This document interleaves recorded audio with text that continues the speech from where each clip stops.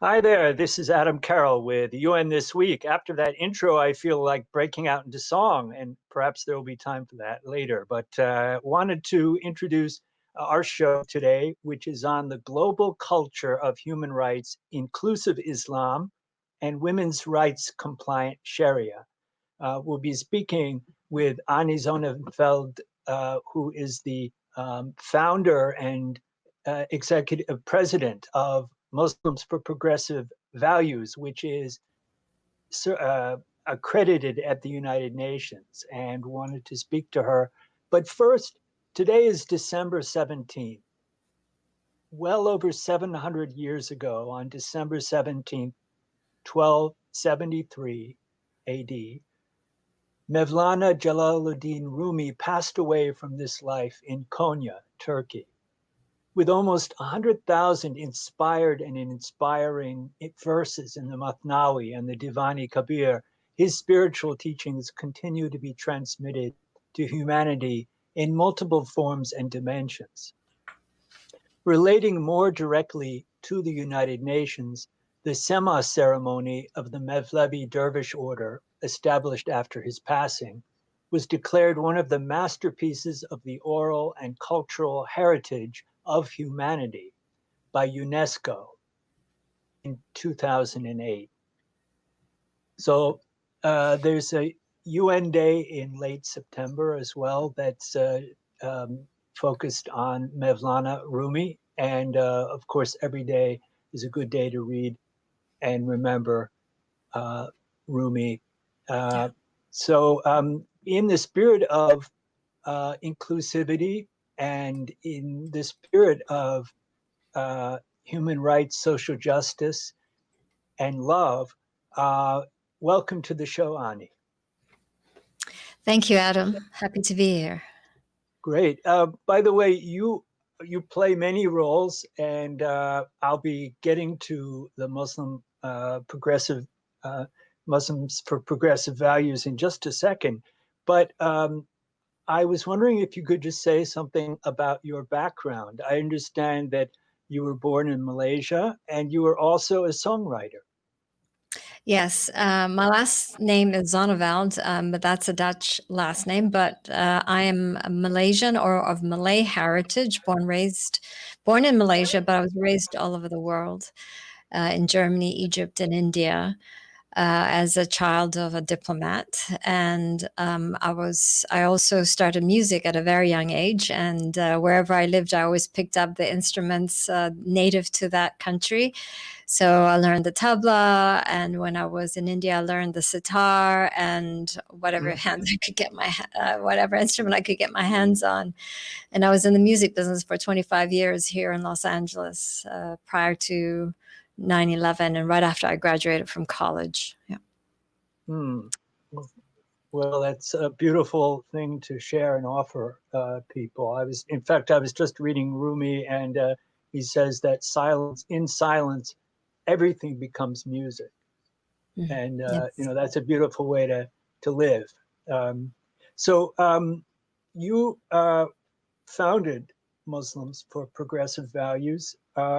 Maybe if you could say something about how that came to be.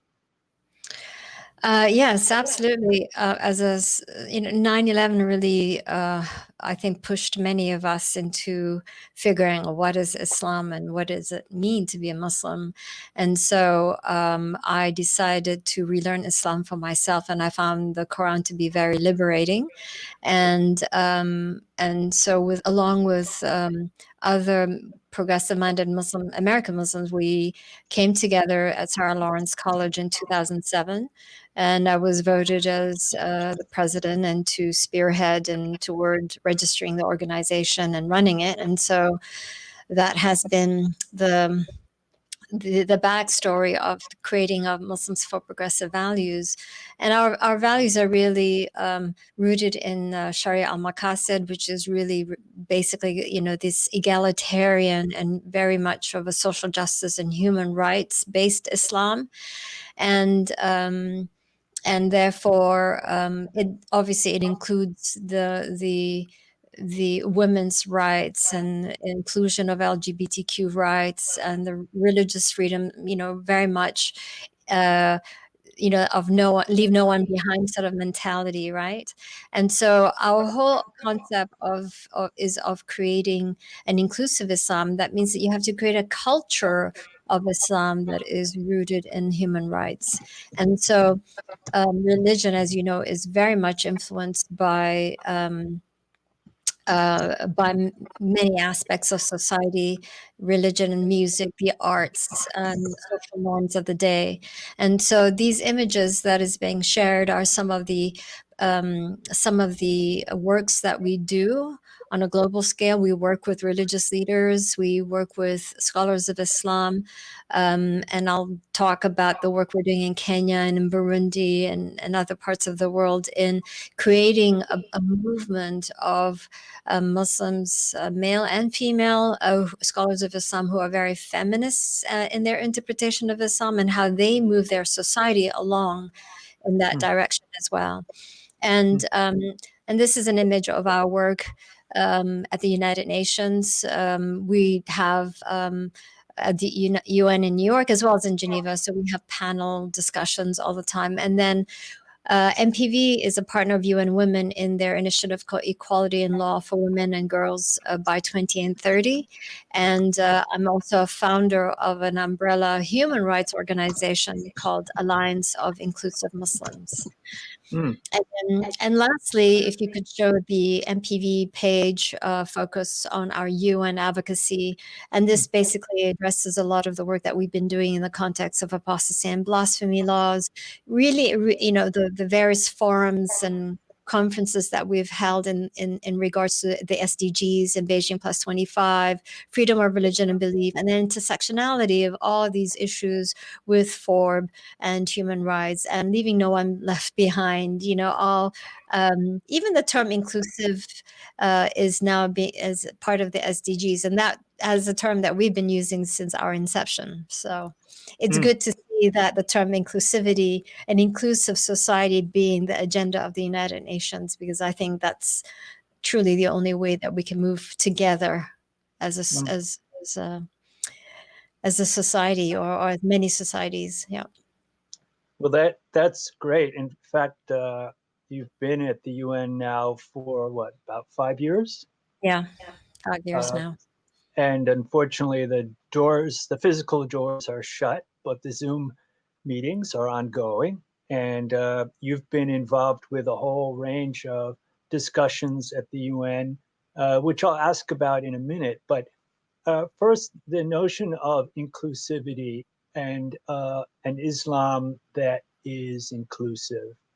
Um, progressive. The word progressive may mean different things to different people, naturally, but seeing and feeling faith as a liberating force rather than simply a set of rules and regulations for social control. Mhm. Um, and perhaps discipline as well. But there's many ways to understand one's faith tradition. Um, and so, how do you promote a softer, more humanistic vision of Islam at the UN and elsewhere? I'm really glad you used the word humanistic. Mm, And it is. I think you can't really be any other way. It is about being humane towards one another. I think that is the crux of what the Quran was revealed. I think the philosophy of Islam is actually really simple. When you talk about, let's take the concept of, when we say Bismillah Rahman Rahim, the word Rahim at its roots, the word Rahim is the womb. And here is in mm, God's words describing the merciful, the space in which the entity, the creator, is so nurturing and so protective, like the mm, womb is. And mm, it is such a powerful metaphor particularly as a woman. And here we are describing every day we recite this Bismillah ar-Rahman ar-Rahim, and that we don't even actually grasp the philosophy behind that word, right? Mm-hmm. And the nurturing nature, and the nurturing and also compassionate and protective environment of the womb. And so I think that is what we are supposed to be as human beings. And so coming and so as human rights advocates, when we come to it from that perspective of being nurturing and caring and loving, that's how you can really move society along. It's not by laws, because if you look at it, let's take Kenya, for example. No, let's take the United States. The United States had for some time an anti-female genital mutilation cutting law, right? That was against the law in the United States, but there were still doctors that were operating after office hours against the law. So sometimes it doesn't really matter what the law is, because people will practice what they think is their right, whether it be religious or their culture, and they will bend that, or they will break the law. And this also happens in Kenya. Their marriages for marriages 18. So, but in the Muslim quarters, you still Mm-hmm. have girls being married off under 18, and it's against the law. But there are obviously some imams who are morally corrupt, who are conducting these marriages. And so sometimes laws are one thing, but you still have to bring the society along. Tunisia is another perfect example. They have the most egalitarian set of laws when it comes to women and men's rights being equal. But yet, the way the tyranny of the law at the family level is so oppressive. And that's why you have a lot of girls, young women, or even not so young women joining ISIS at one point, because they wanted to escape the oppression within the family. And here you was, the agenda and the campaign and the glorification that ISIS was promoting so successfully, Mm-hmm. of liberate yourself, and this is what you can contribute to our society, to the ummah, right? And so that was appealing. And people at the heart of it, they want to contribute to society.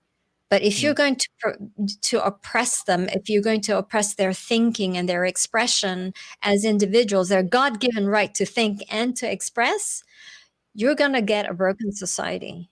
Mm.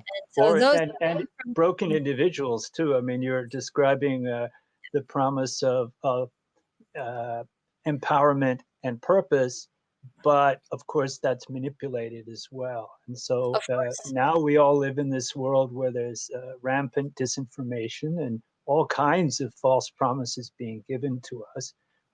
So whether it's extremism or it's politics as usual, there's a lot of false promises out there. You know, with the Sharia you were speaking of in Kenya and elsewhere, which can be interpreted in so many ways. Um, it it's a man-made law based in tradition, and there are different schools of interpretation. Uh, I think there's a tendency of Muslims to look at the ideal, but at the same time, the ideal is not the same as the reality of how these laws are used to keep people in line and have been. And so the question of reforming these laws, I think, frightens a lot of Muslims because for different reasons, but also because they may think that we are attacking the foundations of the religion. And so I was wondering what you say to Muslims who feel that way. So the problem why Muslims feel that way is because they have been misinformed and miseducated. The problem is we are not making the distinction between Sharia and Sharia law. It's being used Mm, interchangeably, and they are mm, two very, very different concepts. mm, Sharia is not a set of laws. It's a set of the guidelines that's in the Quran, how to live a good life, that watering hole that quenches your spiritual thirst, as described in the Quran, and that's it. Mm, mm, Sharia law is the manifestation or the extrapolation of medieval men, scholars of Islam, and how their reading of the Quran is obviously different from our 21st century of the Quran, and how they've extrapolated that and meshed it up with the social norms. For example, the social norm was for women and girls to be property of men, right? But mm, that's not what the Quran is talking about. The Quran actually liberated women from that, but that's mm, not what the medieval interpretation of the Quran was. And mm, so here we have now Sharia law, even now in the 21st century, women and girls are still the property of men, how they're passed along from the father to the husband. Come on, people, we can do better than that. So I mm, think the problem is with the religious leaders and the religious teachers and how they have been awful at doing their job of really informing the Muslim public. And mm, so the statistics is that the Muslims in the world believe that Sharia law is God's law, which is nonsense because it's 100% man-made law. If Sharia law really is God's law, why is it different in all Muslim countries? You go to Saudi Arabia, it's different than from Malaysia, different from Afghanistan, and even in Malaysia, from one year to another, it changes. What happened? God came down and told the Sharia court, this particular judge, oh, you got to change this particular Sharia law aspect of divorce, for example. So, mm, this is the fundamentals of how Muslims understand Islam is so largely so wrong that we are stuck in this we're stuck in this time warp mm, that we can't get out of, and we are then pressured by our society to stick to this particular interpretation, which is also tribal. It's not even Islam. mm, And so we mm, have to really get away from the tribal interpretation, from the medieval interpretation of Islam, and really dust off that cultural stuff and really go back to the purity of the Quran, because the Quran is so beautiful, and mm, the actual practice is so distorted. And mm, that's the most unfortunate thing about where we are at as a society. Now, the most beautiful thing is that you have more and more women and men and people of the Muslim world that are getting more educated, that are literate, and they're starting to read for themselves. mm, And this is what's going to liberate the Muslim population from the oppression and the misogynistic and the hate mongering that is being taught at the pulpit, unfortunately. And whether it mm, be in the United States or in Muslim majority countries or Muslim or mosques in the West, in France, and we see the repercussions of that with the beheading of the teacher Patti. I mean, that's just an example, and so on and so forth. mm, The we have to liberate and we have to challenge our religious leaders. People, we got to stop. We got to end with this theology of hate. It's unacceptable to be teaching theology of hate in the name of Islam. mm. It really it really is, and yet it's widespread. It's politics, I guess. But on the other hand, if we want to hold on and understand the spirit behind the law, the spirit in religion, um, so many people will hold on to the law, but they'll lose the spirit entirely, and then it serves the wrong ends. And we see that in other religious communities. We see the Buddhists, some of the nationalists in Burma, and some of the Hindus in India. We see how this is a global trend, unfortunately, and probably not really that new. But with trying to I don't know if reform Islam is a phrase that everyone will accept, because again, they're going to think that we're trying to dig up the foundations, and wreck it. Mhm. And so, but the idea of rediscovering Islam, or deepening our understanding of the faith, um, it's very compelling. But my question is, we need scholars, we need even specialists, and yet they shouldn't be given full ownership. So, to what extent can we trust and share ownership of interpretation Mhm. with everyone? Yes. How much can we open? So first of all, I didn't use the term reform Islam. I'm all about re-educating Muslims of what Islam is. Mm, And as far as ownership, but yeah, as a woman who has been leading a progressive Muslim organization, you can imagine what sort of challenges I've received. Oh, how dare you? You know, you're not covered, you're not a scholar, you're not traditionally trained, etc., etc. But the truth of the matter is, and if you are a critical reader, I read a lot and I study, and the foundation of how we have built up Muslims for progressive values is rooted soundly in scholarship.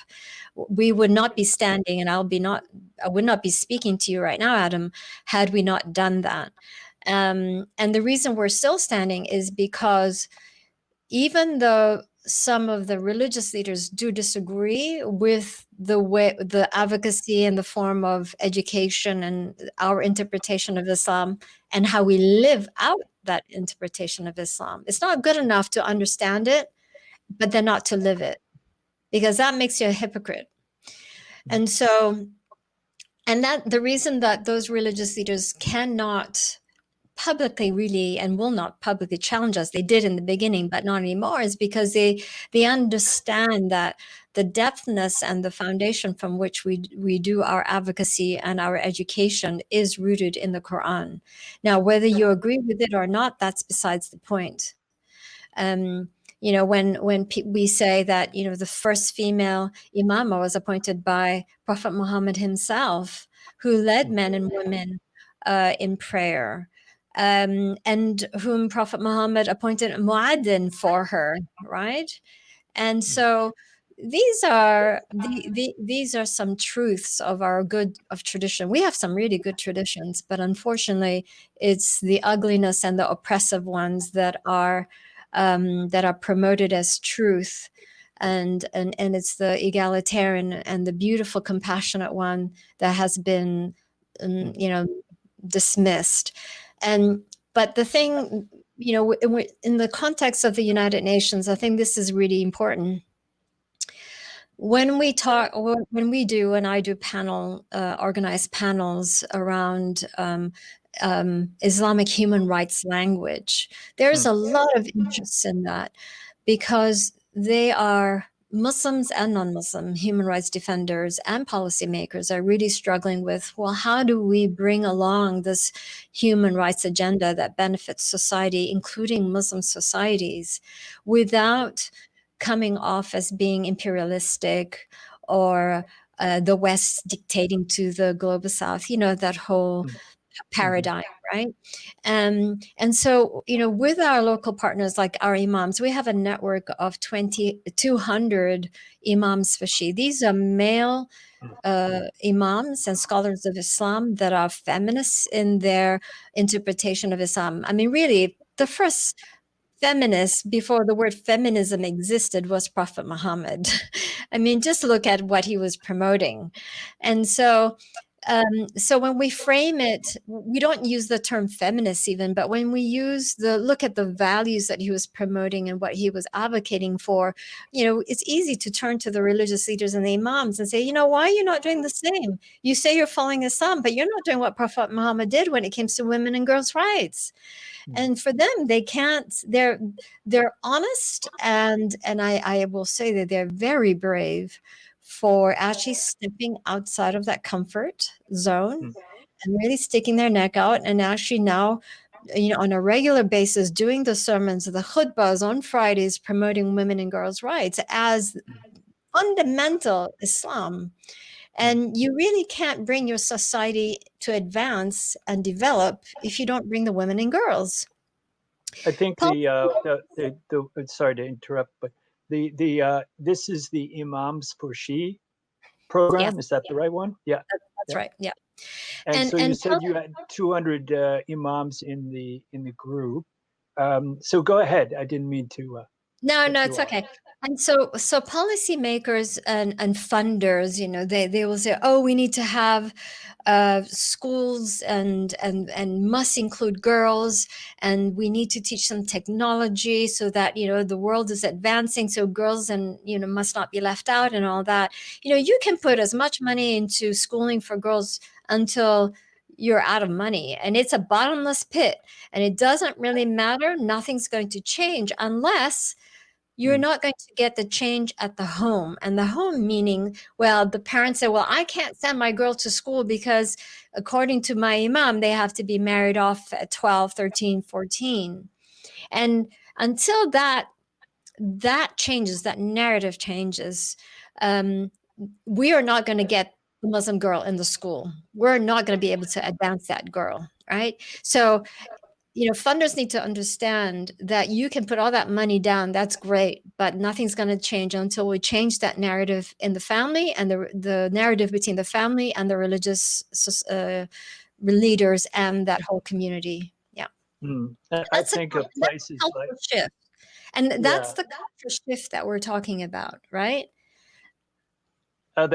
for example, Nigeria, where we have Boko Haram, which is really targeting girls, especially, and students, and also um, trying to um, violently um, keep them according to a very harsh reading of Islam. But on the other hand, we've got secular people at the UN who may also not understand much about a faith based perspective. Yeah. Sometimes we come across that, and they don't understand how to work with intermediaries who can help with that cultural shift that you're talking about so that it's a more positive, life affirming version of Islam that isn't hijacked, so to speak. Um, yeah. So I would dispute this notion of the Boko Haram being a harsh interpretation of Islam. It's not Islam. Mm. Okay. Sorry, it's not Okay. Islam. Yeah. Kidnapping, killing, raping, that's not Islam. Right. All right. That's going to It's a be, false interpretation. Yeah. Yeah. yeah, it's what I Uh, would call a bastardization of Islam. yeah. Sorry, And it's a it's yeah. No, you're quite right. And harsh. it's horrifying. And yes, we're dealing with real extremism out there, but it takes many forms. And the only answer to extremism isn't counterterrorism and force or war, right? So Right. some of the answers, quote unquote, being offered are not truly helpful.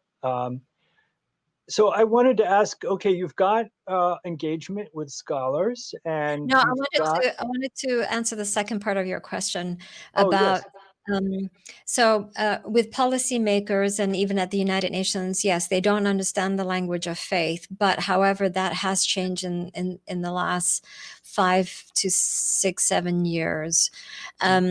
So when I asked a diplomat about 2.5 years ago in New York, I asked him, so what is your understanding of apostasy and blasphemy in Islam? And he was non-Muslim, and his quick response was, "Well, it's death." And I said, "Well, actually, that's not true." Um, but the thing is, right, we have to educate the diplomats themselves, and we also have to educate the Muslim public and the religious leaders. And that's why MPV does a lot of work in that space, through the Istanbul process. So I've chaired, some committees around that when the Dutch Foreign Ministry hosted the Istanbul process. Um, and I've created actually an anti-hate curriculum for Muslim societies, specifically on this issue of apostasy and blasphemy for the UN office on uh, against genocide and the responsibility to protect. So I developed this curriculum specifically for that. But for us and for me personally, it's been very validating when the Moroccan religious leaders about 3 years ago came up with the same decision that apostasy and blasphemy has nothing to do with Islam, but is a political tool. And so, for many years, we've been advocating for freedom of religion belief and against apostasy and blasphemy, freedom of conscience since our existence 14 years. And as you can imagine, as a Muslim organization, human rights organization, advocating against apostasy and blasphemy of Islam and of Prophet Muhammad and the right to leave Islam, it is your right. And our support of that, that freedom of conscience, that's in the Quran. And so to have a religious institute like the Moroccan religious leaders deciding on the same lines was really validating. And that is really undermining a lot of the, unfortunately, in Tunisia, for example, you have freedom of conscience that's constitutional. However, society is not there, because if you convert out of Islam, you will not disclose that even with your family. And in some instances, it's dangerous even, right? And in Egypt, if you declare yourself an atheist, you will be sentenced to prison. And so there is no freedom of conscience. So there's this intense oppression in the name of Islam on one side, and then there's intense, especially in the Middle East, the youth leaving Islam because of that oppression in the name of religion, which for me personally, I don't blame these kids. Right? Well, you were speaking about the real essential role that human rights protection plays in Islam. And, our group, Justice for All, also stands with you and stands for that, that we want to build a culture of human rights within Islam, rather a recognition that it's an essential part of the faith lived fully. Now we do have to have a 10-second break for our station identification. So just hold on 1 second for a brief break, and we will be right back. This is Justice for All's show, UN This Week.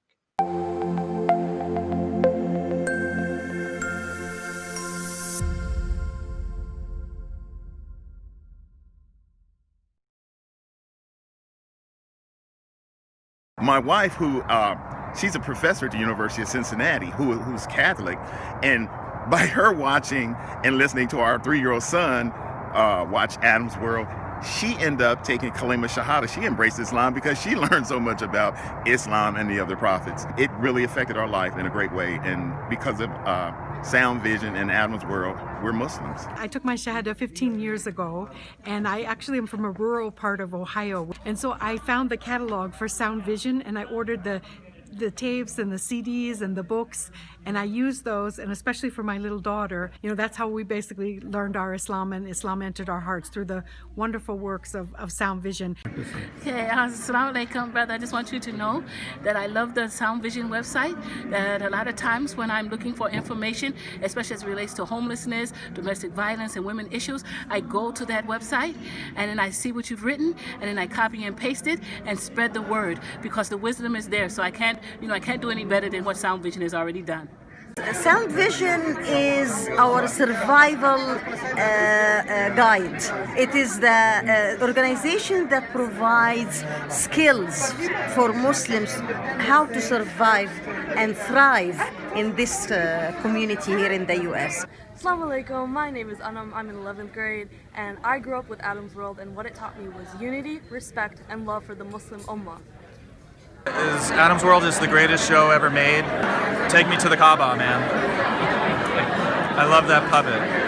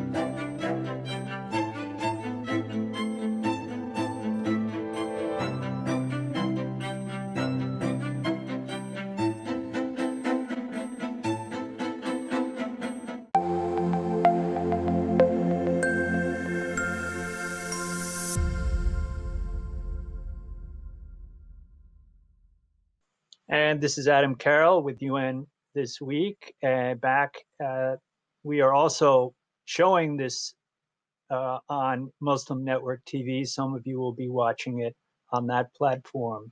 I have with us our guest, Ani Zonenveld, and we've been speaking about the really great work of Muslims for Progressive Values.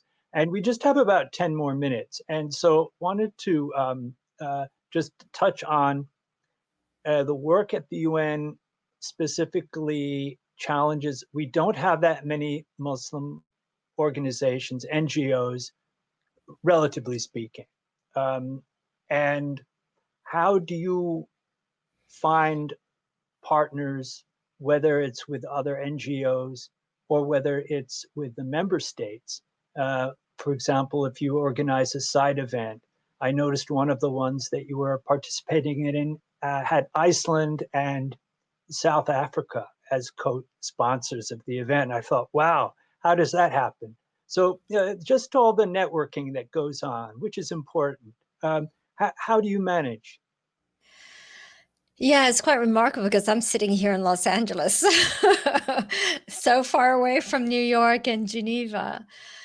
I think, well, first of all, I think having the partners, other like-minded NGOs to partner with that have presence in New York and in Geneva is important.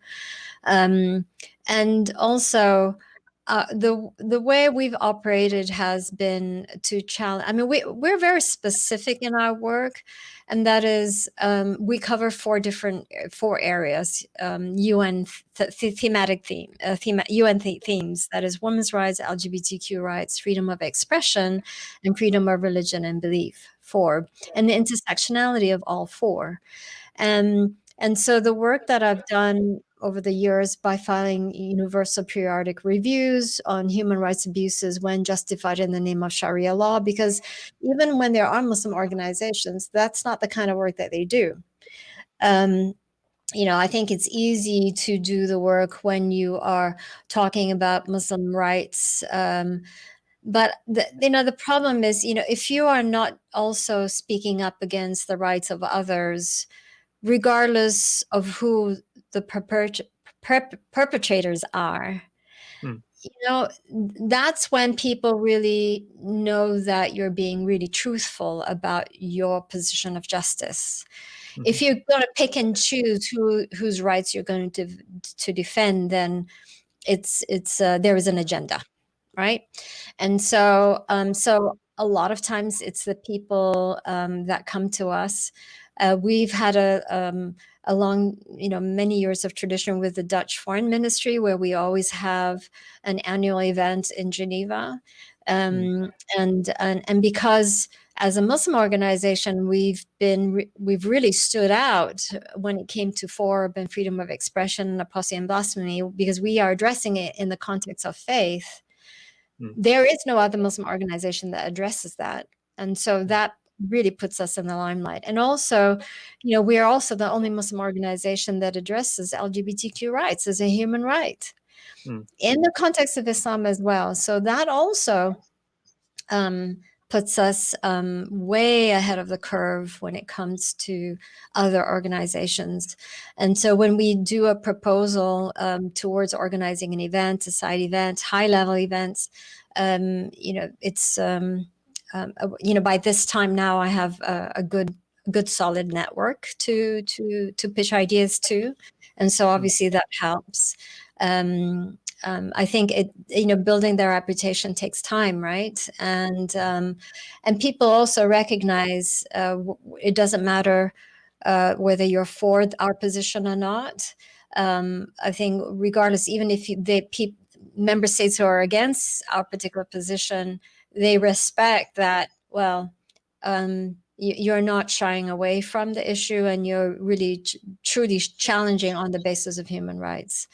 And And then, but also too, you know, what's really, really important is that when they see the work that we're doing at the grassroots level, whether it be Burundi, DRC, Rwanda, and Kenya now, when we're working with the litigators and the chief Qadi and with local partner in reforming the Sharia court there, in making it women's rights compliant, you know, they can see, well, we're not fluff. We're actually really doing really heavy community building and legalistic work even, right? So yeah. No, that's meaningful. And you know, today there was a press conference our group participated in. We helped form a statement directed at the OIC, the Organization of Islamic Cooperation, asking them to take action on behalf of the Uyghur, who are so terribly persecuted, right? And so, you know, these issues, you know, we know that a lot of the member states of OIC are regimes, you know, authoritarian regimes, and often this is what we have to work with. This is the material available at the UN, but it is very complex, and you seem to be finding real points of engagement and opportunity, and whether it's on behalf of women or genocide that we were just talking about, or other issues. So it's really very constructive. It's very constructive, and I wanted to thank you. Is there anything you wanted to add, because we're running out of time? Yes. You wanted to add from? Yes, please. So the OIC wrote a letter to the Human Rights Council president stating how marvelous China is in countering their terrorism by the imprisonment of Uyghurs. And it was the EU that actually sent a letter as a counter narrative to the president of the Human Rights Council to say, no, this is a outright human rights violations, right? And so in response to the OIC, what I've actually done is I've actually founded an umbrella Muslim human rights organization. An umbrella Muslim human rights organization. There isn't one until now, and it's called Alliance of Inclusive Muslims, and it's made up of like-minded Muslim organizations, religious leaders, scholars of Islam from all over the world, from Latin America all the way to Indonesia, and everything in between. And so we are really creating an umbrella counter to the OIC. The OIC has the member states' positions. We have our human rights Islamic position as an umbrella organization, which is, you know, a powerful collective voice. I'm just trying to search for the website for Alliance of Inclusive Alliance of Inclusive Muslims, AIM.NGO. Okay, and we can also add that on later to our chat. So anyway, thank you so much. We've run out of time, but there's plenty to talk about. So perhaps if you're willing, you can come on in the future and we can follow up on some of these things. Absolutely. 2021, we hope there will be some real opportunities for, you know, getting into the UN physically and making some real difference, and that will be free of disease and more full of hope. So so thank you, Ani. And thank you, everybody. Yeah. And we will see you next show. And we hope that you'll be there next Tuesday.